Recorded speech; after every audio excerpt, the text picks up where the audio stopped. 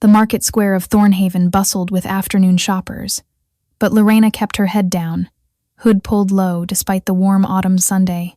3 years of hiding had taught her that invisibility was survival. "Mama, I want the honey cakes." Mira's small voice pierced through the crowd noise, her 3-year-old enthusiasm impossible to contain. "Shh, little moon," Lorana whispered, tugging her daughter closer. "We buy only bread today." She felt the weight of eyes not unusual in a town where strangers stood out, but today something felt different.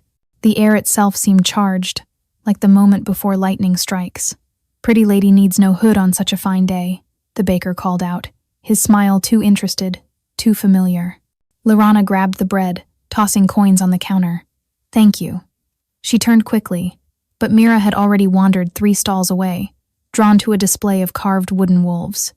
"Mira!" Panic sharpened Lorana's voice. The crowd seemed to thicken, bodies pressing closer. Where was she? There her daughter's auburn hair, so like her own, bobbing between market-goers. But Mira had stopped, staring up at someone Lorana couldn't see. "Excuse me, mister." Mira's clear voice carried over the noise. "You have the same moon mark as my mama." The world stopped. Lorana pushed through the crowd, her heart hammering against her ribs. No, they'd been so careful. She'd hidden the crescent-shaped birthmark behind her left ear for 3 years, the mark that proclaimed her as something she'd tried to forget. Then she saw him. Corvus Blackstone, alpha of the Northern Ridge Pack, stood frozen before her daughter.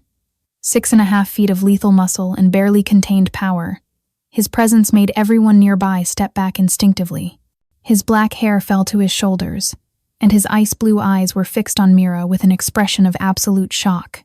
The little girl, unaware of danger, reached up and tugged at his hand. "See? Right here. She," pointed innocently behind her own ear. "Mama has one just like yours. Are you family?" Corvus's entire body went rigid. His wolf, Lorana, could sense it even from 10 feet away, surged beneath his skin. Amber light flickered in his eyes for just a moment before he controlled it. But she knew that. Look. Recognition. Hunger. Claim. Their eyes met across the space. For 3 years, she'd run from what she was. For 3 years, she'd hidden from the mate bond she'd fled before it could destroy her. But Mira had just undone everything with 5 innocent words. Corvus took 1 step forward. Lorana grabbed Mira and ran. Lorana's feet pounded against cobblestones. Mira clutched against her chest. The child was crying now, confused and frightened by her mother's terror. "Mama, why are we running? The Wolfman was nice." Wolfman. If only her daughter knew how accurate that description was. Behind them, Lorena heard nothing which terrified her more than pursuit would have. Corvus Blackstone didn't need to run through the streets causing chaos. He was Alpha. He had been searching for her for 3 years, she realized. He'd have protocols in place. She ducked into an alley, then another, using the maze of Thornhaven's old quarter that she'd memorized for exactly this possibility. The abandoned mill house stood at the edge of town, their emergency shelter. She'd stashed supplies there months ago, money, clothes, dried food. "Almost there, my brave girl," she gasped, her arms burning from Mira's weight. The mill door hung crooked on its hinges. She pushed inside, setting Mira down to barricade the entrance with a broken beam. Her hands shook as she grabbed their emergency pack from behind loose floorboards. "Mama's scaring me," Mira whimpered, her golden brown eyes so like his eyes before the wolf rose filled with tears. Lorana knelt, cupping her daughter's face. "I'm sorry, baby. We're playing a hiding game, remember? Like we practiced?" Before Mira could answer, the temperature in the room dropped.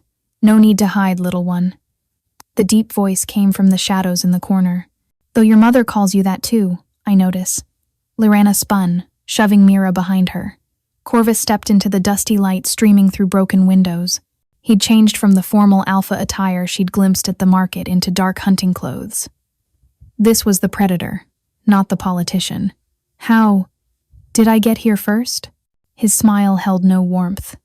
"I've searched every abandoned building within 100 miles these past 3 years, looking for my mate who disappeared the night before our bonding ceremony."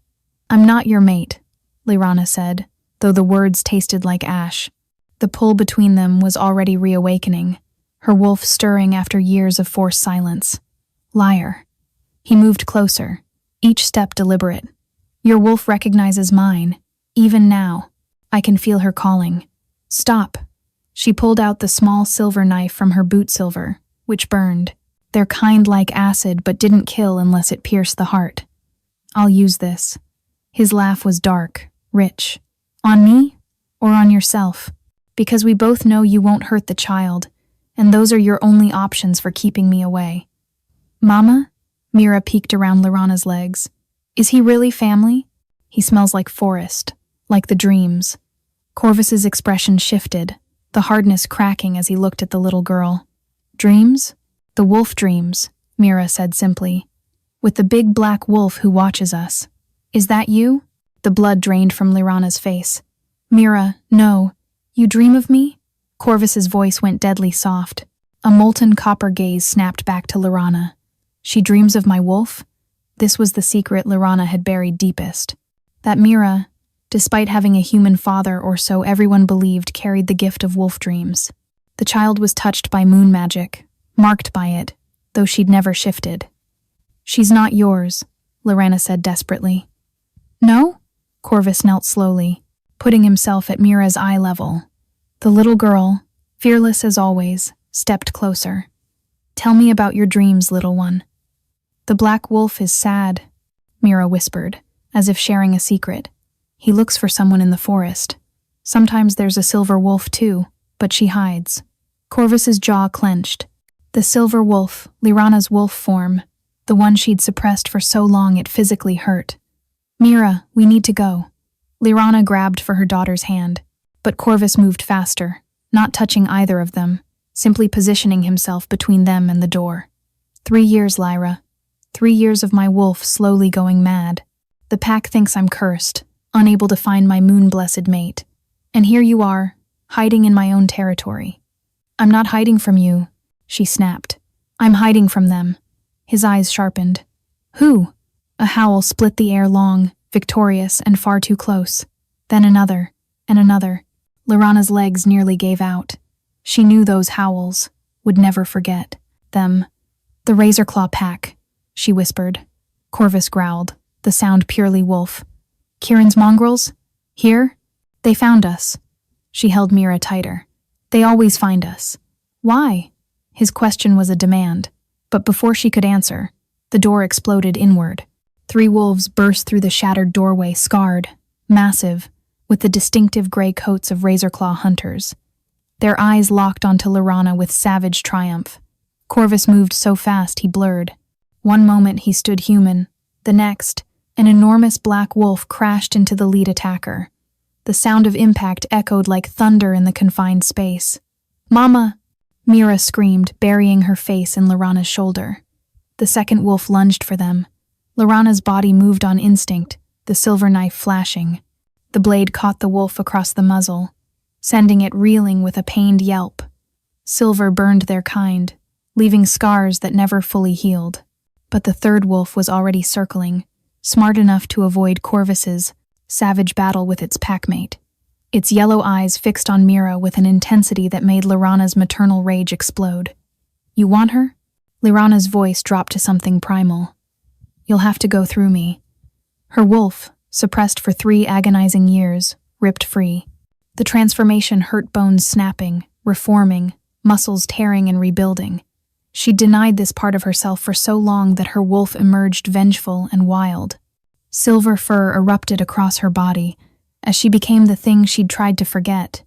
The Razorclaw wolf barely had time to react before she was on him, fury lending her strength. They rolled, snarling and snapping, crashing into walls. Through the chaos of battle, she heard Corvus a roar of pure rage as he tore through his opponent. An alpha in his full power was terrifying to behold. The Razorclaw wolves were large, but Corvus was massive, his black coat seeming to absorb light. Pretty wolf.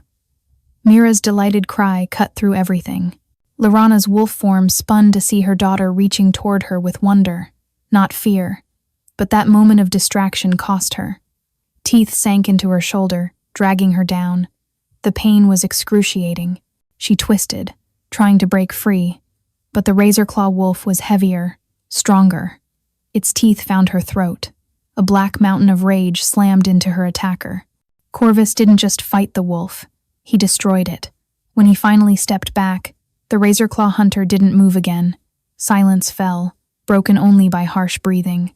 Corvus's wolf turned to her, and Laurana saw what 3 years had done to him. Beneath the Alpha's power was something raw, wounded. His wolf had been searching, always searching, for its lost mate. She shifted back human, gasping at the pain in her shoulder. Blood seeped through her torn shirt.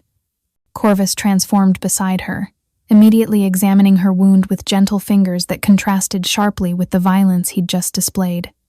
"Don't touch me," she whispered, but her protest was weak. "Stop being stubborn," he growled. "You're hurt.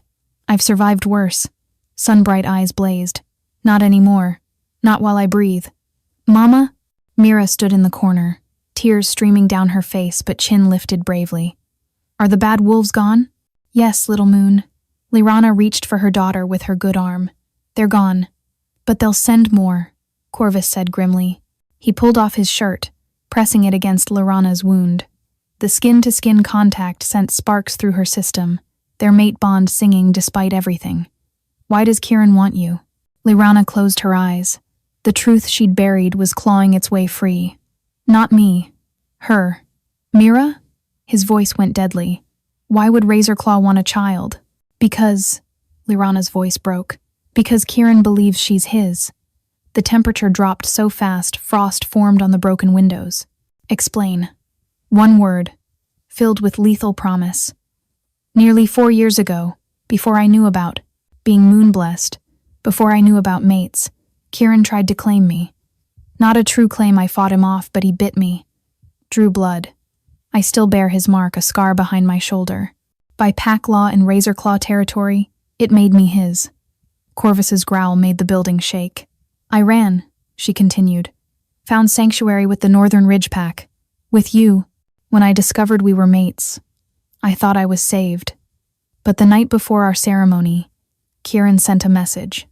He'd challenge you for me, a blood challenge, to the death. I would have killed him. Or he would have killed you. Either way, I'd lose." She stroked Mira's hair as the child clung to her. "So I ran. I discovered I was pregnant a month later. Let everyone think it was from a human encounter. But when Mira was born with the moon gift, he thinks she's his," Corvus finished, understanding dawning. "But she's not. She can't be." "No," Laurana said softly. "She's yours. Born exactly 9 months after our last night, together, when we couldn't wait for the ceremony," he finished, wonder replacing anger. "That night in the grove." "Mama needs bandages," Mira interrupted. Her practical 3-year-old mind focused on the immediate problem. "The bad wolves hurt her." Corvus lifted them both gently. "My pack house.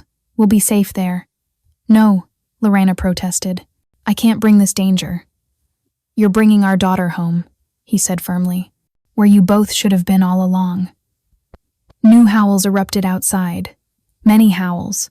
Kieran hadn't sent 3 wolves. He'd sent 30. "Up," Corvus commanded, lifting Laurana despite her protests. Her shoulder screamed in agony, but there was no time for pain. "Hold Mira." Through the broken windows, shapes moved in the deepening twilight. Too many shapes. "The underground," Laurana gasped. "The old mining tunnels. There's an entrance in the mill's basement." Corvus didn't question how she knew this. In 3 years of hiding, she'd mapped every escape route. He kicked aside rotted boards, revealing stone steps descending into darkness. "I can't see," Mira whimpered. "I've got you, brave girl." Corvus's voice gentled for the child. His eyes, wolf eyes, now glowed amber in the dark, providing just enough light. "Hold on to your mama and me." They descended into earth-scented blackness. Above, the thunder of paws on wood announced the Razorclaw pack's arrival. Snarls and frustrated howls echoed as they found the mill empty. "They'll track our scent," Laurana whispered. "Let them try." Corvus navigated the tunnels with surprising confidence. "These connect to the old pack grounds. My territory. How do you—" 3 years of searching taught me every hidden path, every possible place you might hide. Every route you might take if you ran again. The pain in his voice cut deeper than claws. They moved through winding passages, some so narrow Corvus had to turn sideways. Mira stayed silent, her little fingers gripping tight. Such bravery in someone so small. After 20 minutes, fresh air touched their faces. Corvus paused at a metal grate covering the tunnel exit, listening. Then he pushed it aside, lifting them into moonlight. They emerged in a grove of age-old oaks, their massive trunks silver in the moon's glow. Sacred ground, Laurana felt it immediately. Primordial magic hummed here, wolf magic from centuries past. The Moon Grove, she breathed. She'd heard of it but never seen it, where Northern Ridge alphas brought their mates for the bonding ceremony, where she should have stood 3 years ago. Fitting, isn't it? Corvus set her down carefully, though his arm remained around her waist. We've come full circle. Howls erupted from the tunnel. Razorclaw had found their trail, but answering howls rose from the forest.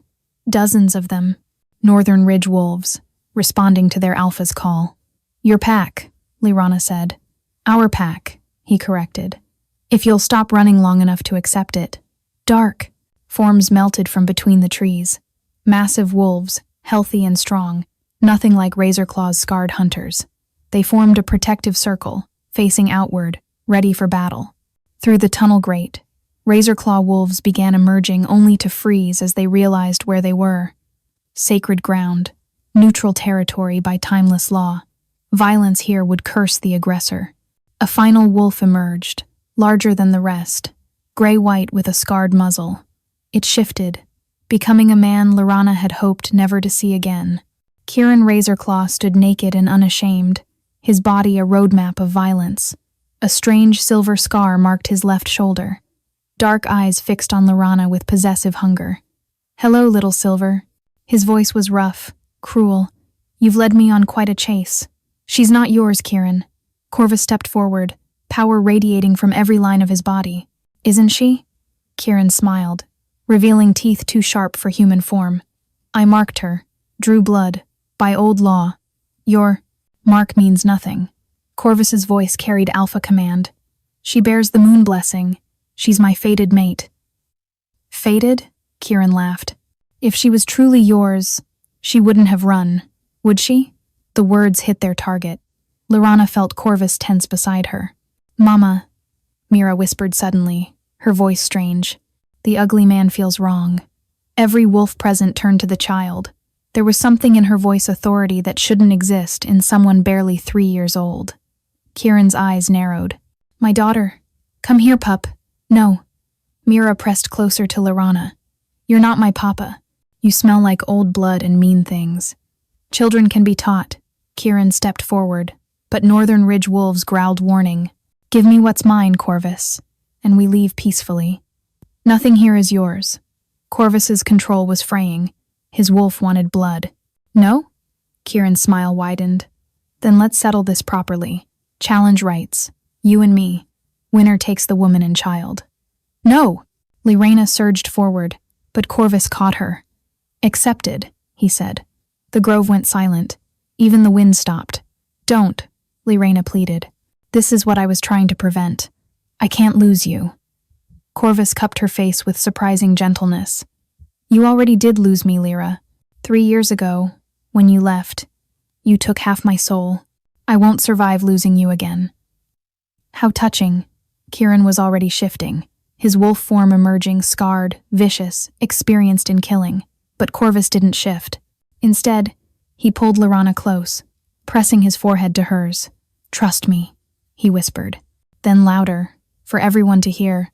Before we fight, Kieran, there's something you should know. Stalling won't save you. Not stalling. Informing. Corvus straightened. Mira isn't your daughter. She can't be. Lies. Truth. She was born exactly 9 months after the Grove ceremony preparations. After Laurana and I. He let the implication hang. She's mine. But more than that, Mira carries. The Alpha bloodline. My bloodline. She's the first Alpha-born female in 3 centuries. The Grove erupted in whispers. An Alpha-born female was legend, prophecy. Prove it, Kieran snarled. And in that moment, as if responding to the challenge, Mira's eyes blazed with luminous power. Energy, timeless and undeniable, pulsed from the tiny child. "My papa," she said clearly, looking at Corvus with eyes that held eternity, "is here." Her small hand rose, pointing at Corvus. Where her finger aimed, a silver crescent appeared on his forehead, the mate mark manifesting visibly for all to see. The same mark appeared behind Laurana's ear, glowing through her hair, and on Mira's palm, both marks combined into something new, a full moon. The prophecy child had awakened.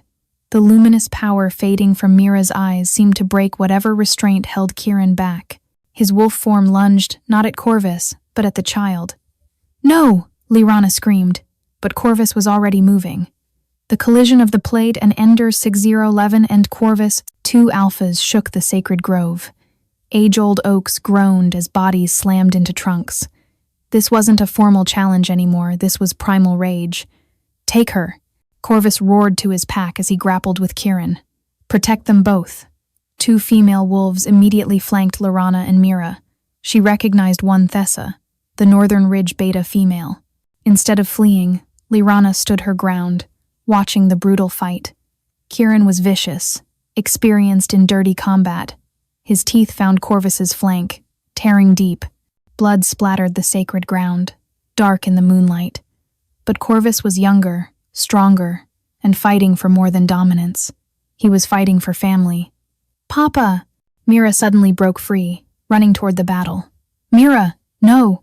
The child stopped between the fighting wolves, her small form insignificant compared to their mass. Yet her voice carried impossible authority. "Stop hurting." Both alphas froze mid-strike. Not by choice, Laurana saw their muscles straining against invisible bonds. Amber brilliance filled Mira's eyes, brighter than before. "My brave girl." Laurana approached carefully. "Let them go." "No." The power in Mira's voice made the ground tremble. "The bad one hurt you before. Before I was born, I remember." Kieran's wolf eyes widened. The child couldn't possibly remember. She hadn't even been born when he'd attacked Laurana. "I dream, remember," Mira continued, her toddler vocabulary struggling with concepts beyond her years. Mama's fear, her pain, the first baby that went away. The grove went deathly silent. Laurana's legs nearly buckled. The secret she'd never told anyone, not even herself fully acknowledged. Before Mira, there had been another pregnancy. Corvus's child, conceived that stolen night, lost when Kieran's assault had damaged more than just her spirit. "You were pregnant," Corvus's voice, human now though he remained in wolf form, was raw with anguish. "When you ran, you were already—" "I lost it the night Kieran attacked," Laurana whispered. "I thought the moon had cursed us for acting before the ceremony. Then when Mira came, I couldn't risk losing another." Kieran shifted human, fighting against Mira's hold. "Lies. The child is mine by right of—" "You have no rights." Mira's power flared. Kieran screamed, clutching his scarred shoulder. The silver scar, an old mark from his crimes, split open, bleeding silver instead of red. "Moon remembers all the bad things, all the girls you hurt." This was no 3-year-old speaking. This was something timeless using her as a vessel. "The alpha female," Thessa breathed. "The prophecy. When the moon bleeds silver and wolves forget their way, the alpha female will rise to restore the sacred laws." "Release him, little one," Corvus said gently, still pinned but calm. "Let me finish this properly." Mira looked at him, her expression heartbreakingly adult. "You won't kill. You're good." "No," Corvus agreed, "but he needs to answer for his crimes." The child considered, then nodded. The invisible bonds released. Kieran immediately lunged for Laurana, desperation making him reckless, but she was ready. Her silver knife, still coated with wolfsbane from earlier, found its mark, his thigh, the poison ensuring he couldn't shift to heal. He collapsed, howling in rage and pain. By pack law, Corvus stood human now, blood running from wounds but authority unshaken. "I call for judgment." Kieran Razorclaw stands accused of forced marking, assault on a moon-blessed mate, and the death of an unborn alpha heir. "You have no proof," Kieran snarled. "The moon itself is proof." Corvus gestured to Mira. "The alpha female has spoken your crimes. Your own mark bleeds silver because the moon remembers. The Razorclaw wolves, who had watched in growing horror, began backing away. Even they wouldn't follow someone marked by Moon's justice. Kirin Razorclaw, Corvus continued formally, you are hereby exiled from all pack territories. Any wolf who aids you shares your curse. This isn't over. Kirin struggled to his feet, the wolfsbane making him weak. The old laws are why you're still breathing, Corvus growled. Leave, now. Kirin limped toward the forest, abandoned by his pack. At the tree line, he turned back, eyes finding Laranna with hatred that promised return. Then he was gone. The grove exhaled collectively. Mira swayed, the amber brilliance fading completely. Mama? She said in her normal voice. Sleepy. Laranna caught her as she collapsed, the child's body burning with fever from channeling power too vast for her small form. She's too young. Thessa shifted human, immediately checking the child. Her body can't handle that level of moon magic yet. Will she be all right? Corvus knelt beside them, wounds still bleeding but ignored. She needs pack healers. Now. Corvus lifted Mira gently while Laranna swayed on her feet. I can walk. No. He adjusted to support her too. You've walked alone. 3 years. Let me carry you both. The pack won't accept me, she protested weakly. I ran from their alpha, denied them their Luna. Look, Corvus said softly. The Northern Ridge wolves had formed a circle, but facing inward, heads lowered in submission. To her, to Mira. They've been waiting for you to come home, Corvus murmured. We all have.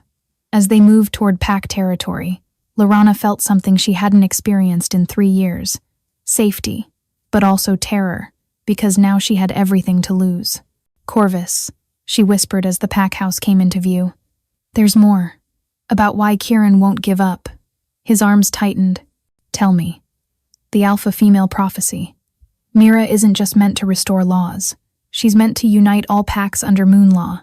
If he controls her, he controls every pack, Corvus finished grimly. That's why you ran. Not just from him or me, but from her destiny. She's 3 years old. Laranna's voice broke. How can she carry that? She won't. Not alone. Corvus pressed a kiss to her forehead as pack members rushed to help. We're together now, all 3 of us. But as healers took Mira, her small hand fell open. On her palm, the full moon mark had turned black, a sign that darker forces than Kirin were stirring. The pack house infirmary smelled of sage and wolfsbane healing and poison balanced carefully. Lorena hadn't left Mira's side in 2 days. The child's fever raged while the moon mark on her palm shifted between black and silver like a living thing. You need rest, Corvus said from the doorway. He'd stood guard, letting her have space while ensuring no one disturbed them. I can't. Laranna smoothed Mira's damp hair. What if she needs me? She'll need you strong, not exhausted. He entered, carrying food. Eat, please. The simple domesticity, the alpha serving her, broke something inside her. Tears she'd held for 3 years finally fell. I'm sorry, she sobbed. For running. For hiding her. For the baby we lost. Corvus set the tray aside and pulled her close. Stop. You survived. You kept our daughter safe. That's everything. Our daughter, she repeated wonderingly. You truly knew? My wolf knew the moment she called me Wolfman. Something in me recognized her. The way she tilts her head when curious, pure Blackstone trait. Papa? They turned. Mira's eyes were open, clear brown again. Little one. Laranna rushed over, checking her temperature. Normal. The mark on her palm had settled to silver with just a thread of black through it. Had dream talks, Mira said, her voice thoughtful for a 3-year-old. With the Moon Lady. What did she say? Corvus asked gently. Bad things coming. Need wolf families together. Her expression turned serious beyond her years. Uncle coming too. Laranna exchanged glances with Corvus. Uncle? A knock interrupted. Alpha! Thessa's voice called urgently. We have visitors. Corvus opened the door. His beta looked troubled. Scouts report. 3 packs approaching our borders. Kirin? No. He's fled north to rogue territory. These are Black Moon from the east, Silvercrest from the south, Ironpaw from the west. all requesting formal audience. 3 major packs? Corvus tensed. They haven't gathered in 50 years. They're not threatening, Thessa added. They claim they're here about the alpha female prophecy. Word has spread about the grove. Mira sat up. They're supposed to come, Moonlady said. Everyone stared at the child. My brave girl, Lyrana said carefully. What exactly did the moon tell you? Wolf families forgot how to be together. Family. Need reminding. She looked at Corvus. Papa helps. Mama too. Another knock. Alpha! This voice was panicked. The Eastern Pack is at the gates. Their Alpha demands entry. Demands? Corvus growled. He says he's here for his sister. Lyrana's blood turned to ice. No. Your brother? Corvus turned to her. You said you had no pack. I thought he died. My whole pack. When I was 16, rogues attacked. I was the only survivor. That's how I ended up in Razorclaw territory, vulnerable to Kirin. She stood shakily. If Marcus survived, then you're not just moon-blessed, Thessa breathed. You're Black Moon Alpha bloodline, moon-blessed and alpha-born, mated to another alpha, producing the prophecy child, Corvus finished. This was always meant to happen. Bring him in, Corvus commanded. Carefully. Minutes later, footsteps echoed. Lorena gripped Corvus's hand as the door opened. The man who entered was unmistakably her brother, same silver eyes, same auburn hair, but marked by years of hardship. Scars covered half his face. Silver weapon burns marked his arms wounds from the attack she'd fled from. Lyra? His voice broke. Marcus!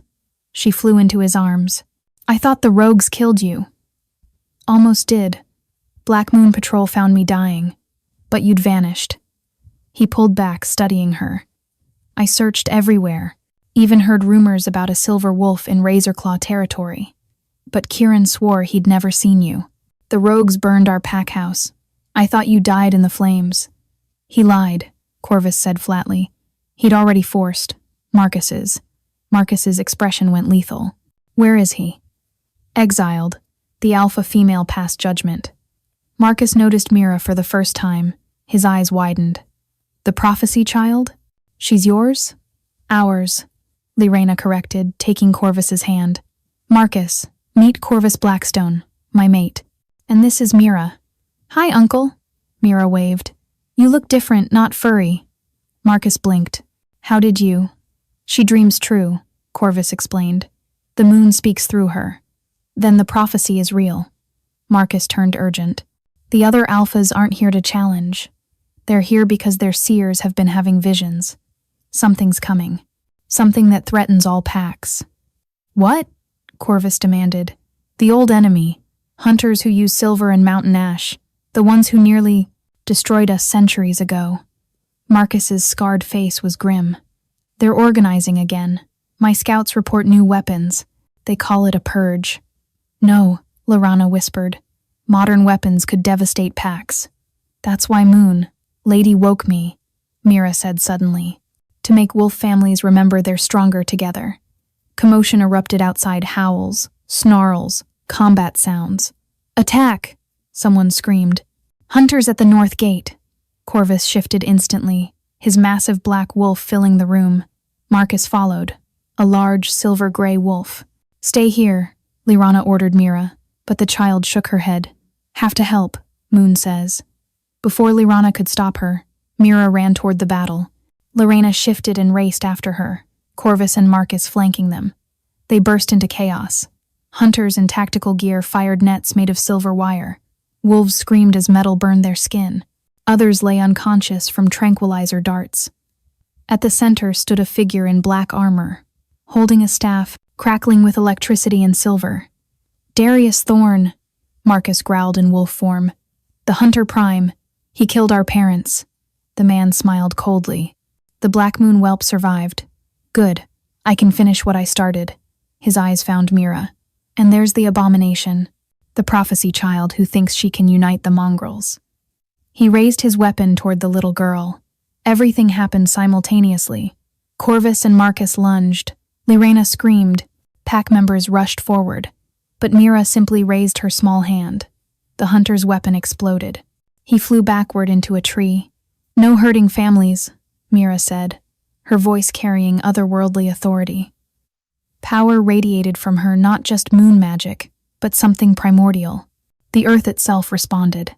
Every hunter's weapon simultaneously malfunctioned. Silver nets dissolved, guns jammed.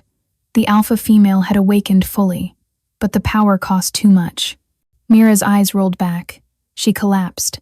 As Lorena caught her, Darius Thorne laughed, despite his injuries. "You think you've won?" He coughed blood. "This was just a scouting party.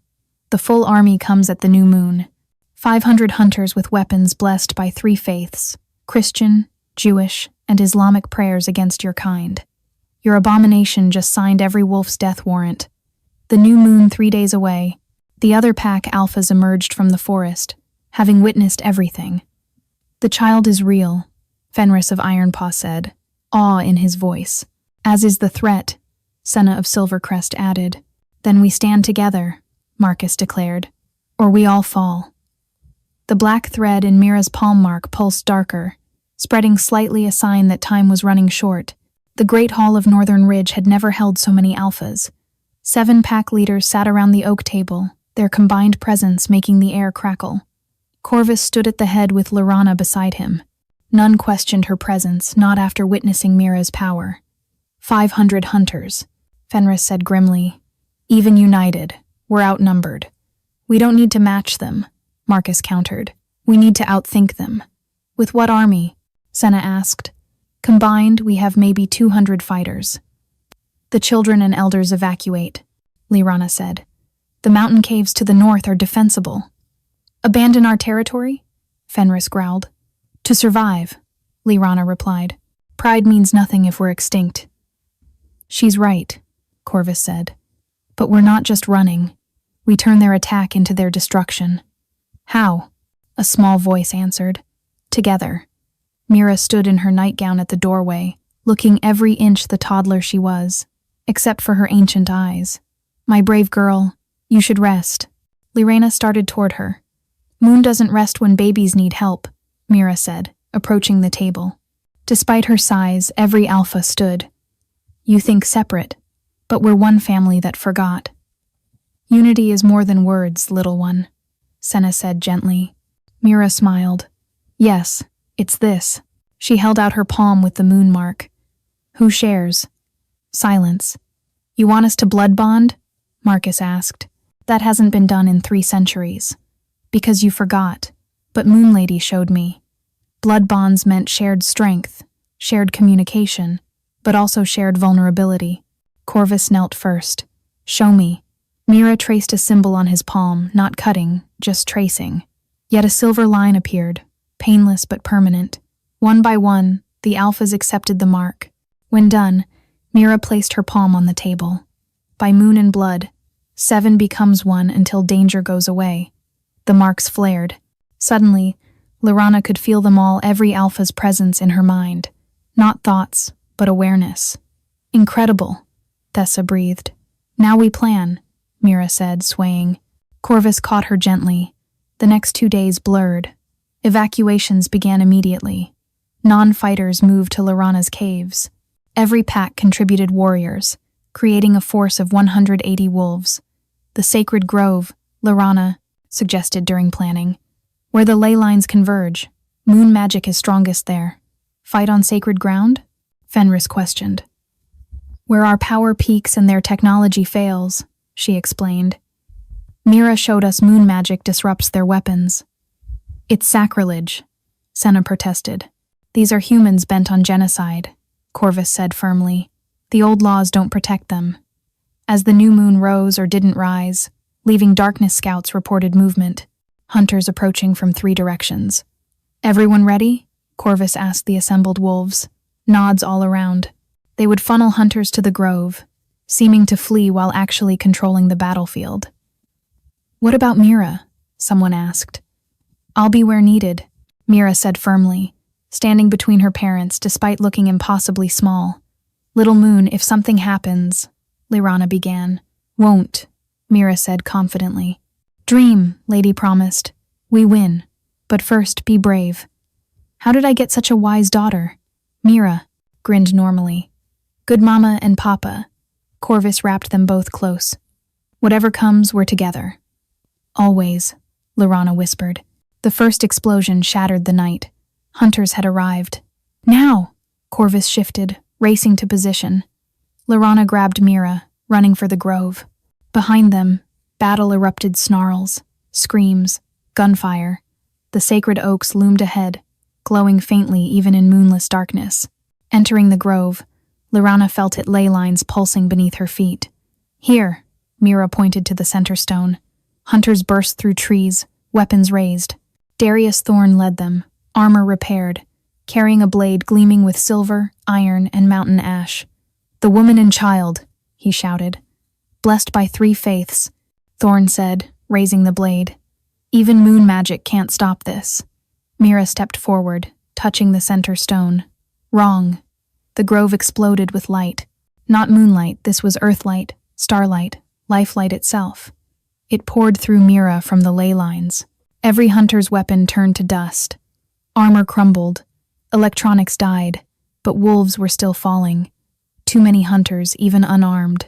Not enough, Laurana despaired. Then howls from the north. Dozens of them. Rogues poured into the grove, led by a scarred figure. Kieran had returned, but instead of attacking packs, his rogues fell upon hunters. Enemy of my enemy, Kieran called out, tearing through hunters. The child was right. We're one family, even the lost. The tide turned instantly. Hunters fled or fell. Darius Thorn stood alone, blessed blade intact. Still think you've won? He snarled, lunging for Mira. 3 bodies intercepted Corvus, Marcus, and Kieran. The blade pierced Kieran's chest as his jaws found Thorn's throat. Both fell dying. Why? Laurana knelt beside Kieran. Child. Offered redemption. In dreams. He gasped. Said even, lost wolves. 2 can come home. He died as the first sliver of new moon appeared. Remaining hunters had fled or surrendered. The packs had won, united by a 3-year-old's wisdom. Dawn found Mira standing in the grove center, surrounded by wolves from 8 packs, including redeemed rogues. Moon Lady is happy, she announced. Family is whole again. The black thread in her palm mark had vanished completely, leaving only pure silver, but Laurana knew this was just the first test. The mark would darken again when the next threat arose. 6 months later, the United Pack territory had transformed. Where once stood separate compounds, now paths connected all settlements. Wolves from different packs mingled freely, their children playing together.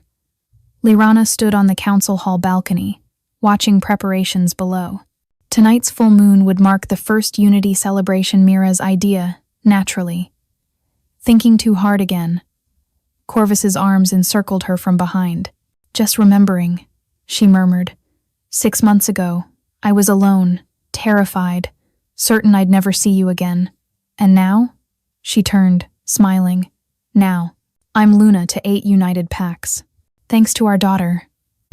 Below, Mira raced through the courtyard with other young wolves. Her laughter rang out as Marcus, in silver wolf form, playfully chased them. She seems normal, Laurana said with relief. After the battle, they'd worried the moon magic would consume her childhood. But Mira had found balance, the otherworldly wisdom only surfacing when needed. As normal as an alpha-born moon-blessed child can be, Corvus agreed. Though Thessa mentioned she's been teaching other children dream interpretation. Of course she has. Fenris approached, red hair bright in afternoon Sunday. The rogues have arrived. They're nervous. The surviving rogues who'd fought beside them had formed their own pack under Kieran's former beta, Ash. They were still finding their place. They're welcome, Corvus said firmly. Kieran's sacrifice earned them that. Mira insists on honoring him tonight. Fenris added carefully. She wants to name a star. Laurana's throat tightened. The wolf who'd tormented her had died protecting her daughter. The moon's mysteries ran deep. Let her, she said. Redemption deserves remembering. Evening fell, and wolves gathered from all territories. The memorial grove, formerly Sacred Grove, had been decorated with lights. At its center stood a new monument, 8 stones circling a smaller central stone for Mira. "Welcome, family," Mira called out, standing on a platform. She wore a white dress with moonflowers in her hair, looking achingly normal. "Tonight we celebrate not winning, but being together." Howls rose in agreement. "We remember the lost," she continued, her young voice carrying surprising authority, "and honor those who found their way back to light." She pointed skyward where the full moon had risen. Beside it, a bright star gleamed. "For Kieran Razorclaw," she announced, "who remembered love at the end." Even former Razorclaw wolves howled approval. The celebration began dancing, feasting, stories shared between packs who'd been strangers 6 months ago. Young wolves from different packs already forming bonds that would shape the next generation. "Dance with me," Marcus appeared at Lorana's elbow. Her brother had stayed, becoming Corvus's second beta, bridging packs. As they danced, he said quietly, "Mom and Dad would be proud. You didn't just survive, you brought us all together." "Mira brought us together," she corrected. "Mira's the catalyst. You and Corvus are the foundation."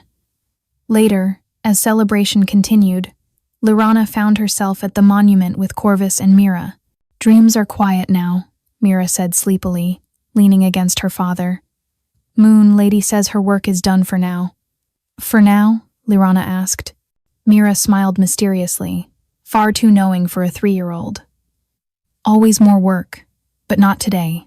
Today we're just happy."